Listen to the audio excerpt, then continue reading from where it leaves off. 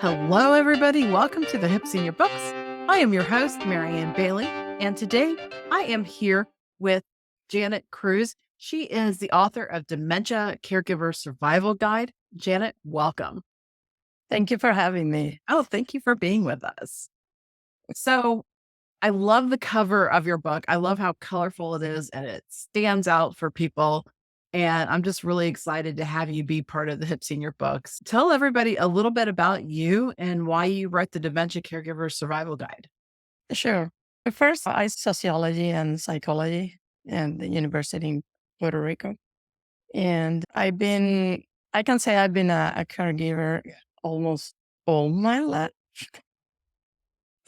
My mom passed away at age 55, very young. So I was her caregiver all the time, all the years she was sick. I'm so sorry. Thank you. Then when my grandmother passed away, I took care of my aunt who had dementia at the time.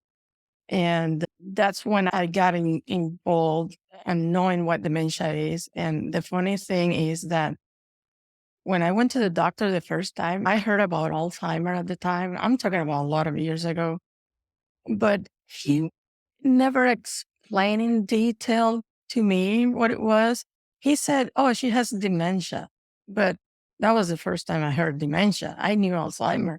I didn't know it was related. And then he gave me a brochure and told me, "But you need to go to these classes on. They will tell you how to deal with it." But he didn't really tell me how important it was. So I said, "Okay, yeah, sure."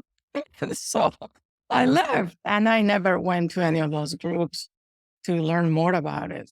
It's and I know there's a lot of people doing the same thing because they don't know that there are groups available.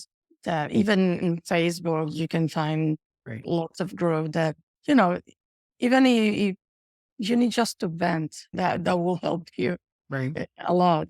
And then while I was caring for my husband passed away, he had cancer, so I was his caregiver through it. And now my dad has Alzheimer's, so now I'm caring for him. Oh my goodness. Okay. You and my mom would get along great. She was a nurse and she was everybody's caregiver as well. So my hat's off to you. It's a lot of hard work. Yeah, it is. It is. It takes a lot of time, commitment. And that's why I have to emphasize how important it is for the caregiver to take care of themselves and to take breaks.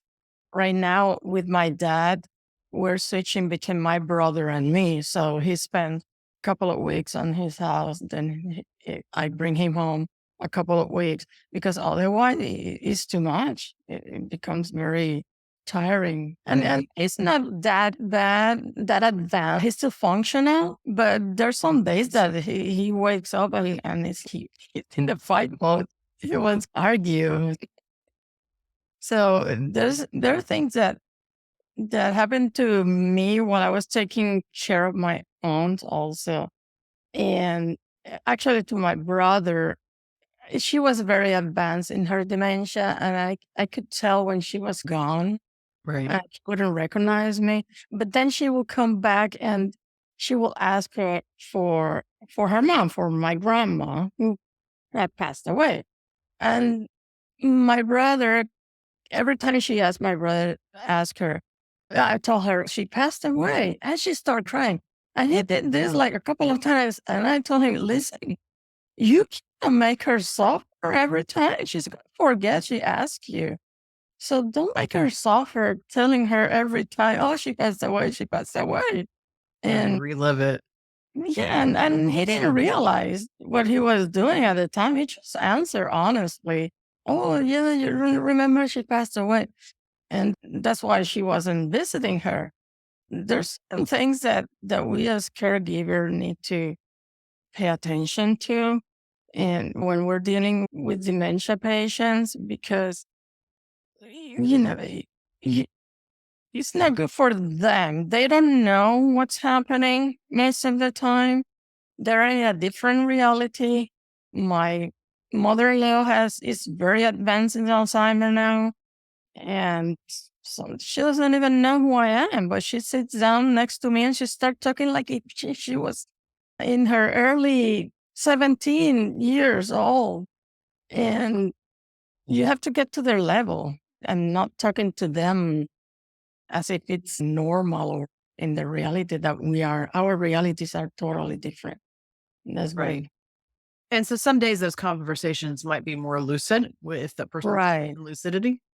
Other days you're just merely telling them what they need to hear at the time, what level they're in. Yeah, definitely. Yeah.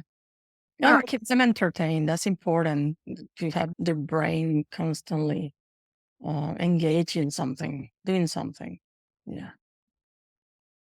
So it sounds like there's some amazing, really good information in the Dementia Caregiver Survivor Guide, but you're also the author of Dementia Caregiving, which is a completely separate but connected book.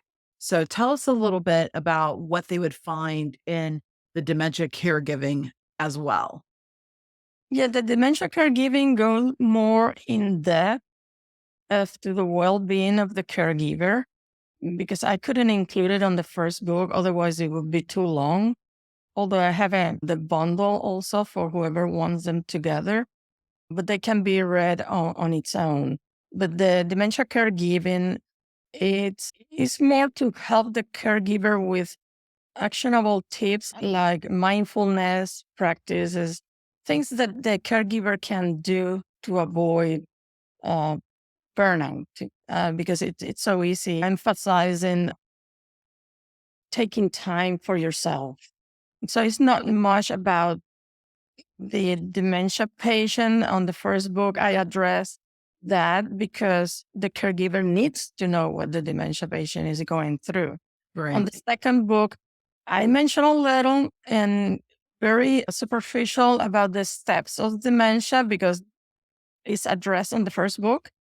But if the person gets the dementia caregiving, I mention a little bit of the signs of each dementia stage so that they are not lost when reading the second book. But it is more in depth for the caregiver how to take care of yourself, of how to plan your day with your patient. And the difference, it touches on the difference about aging versus dementia, because a lot of people think, oh, yes, it's aging, but there's signs that you can tell it's not aging. This is dementia. And that happened with my mother in law. And I kept telling them, she has Alzheimer's. They wouldn't believe me. Oh, God, she's getting old. Yeah, she has Alzheimer's. She needs to be on medication. And because my father-in-law, he had Alzheimer's too. But then he got his medication and he stopped progressing really fast. With her, it was different. And I kept telling them, she has dementia, she has Alzheimer, and didn't take her quickly to the doctor. And she got so advanced that she passed my father-in-law on the stages of dementia. Then she was worse than him. And I was like, "Oh my God, are you kidding me?" And just because you have to go to the doctor, you have to get those tests, and he will help you out and get the right medication that the patient needs so that they don't advance so quickly. It's really important. And noticing the difference between aging and what is actually dementia is very important. Okay. Yeah. So the first book talks about the caregiver, the patient more. And the second one, Dementia Caregiving, talks more about the caregiver. The caregiver. And they both kind of touch on each other, but they're still completely related and independent all at the same time. Yeah, exactly. Okay. So if people were to read let's focus on the caregiver one. People were to read the caregiver, they sit down, they read the entire book, and they could only have one thought after they put this book down. What do you hope that their one takeaway from this book would be? I will hope that they learn how to create their own plan based on the stage that their dementia loved one is. And because once you recognize their stage, you know what you can do and what you can't, and how they're going to respond. So you can plan ahead your days. You can make programs for them, and you're going to get more involved with your patient, with your loved one, Right. to help them out and avoid at the same time being burned out. And that's the purpose of it, to Okay. prevent burning out from caring for that patient, because it's very intense, especially on the advanced stages. It can get very intense. So it's important to build a network of people that can help you. Not everybody has that, and I understand that. I have my brother, and now we switched for my father between the two of us. But that's one thing I talk about in dementia caregiving is about communication. All family members get together on the same page. And that's the purpose of that book.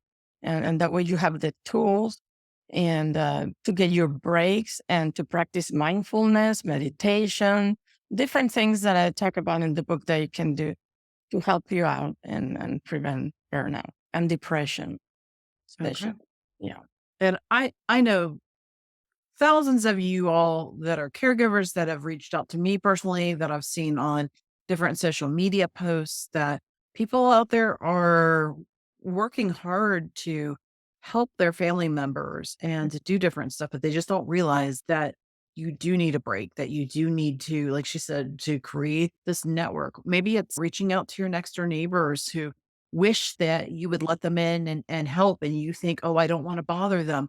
They're happy to help sometimes. Mhm. Different people, different friends. "Hey, come sit with my dad so I can go just to the library and read in quietness, or to go to the grocery store by myself, or just to take a long weekend to go sit by a pool somewhere," or whatever the case is. There's people out there that are willing to help. You just have to be willing to ask. Mhm. So, Yeah. It's all right. very important, especially if you have to work too. Exactly. That's another problem. So it's good to have neighbors in case, what if the person goes out, gets lost? So it's good to have good neighbors that can pay attention to the surroundings just in case. Then there's all the things you can do, to putting like alarms on the door in case they open it, you hear it, and you know, oh, let me say what's going on in case they go out. And they're gonna find all those kind of tips in your book, right?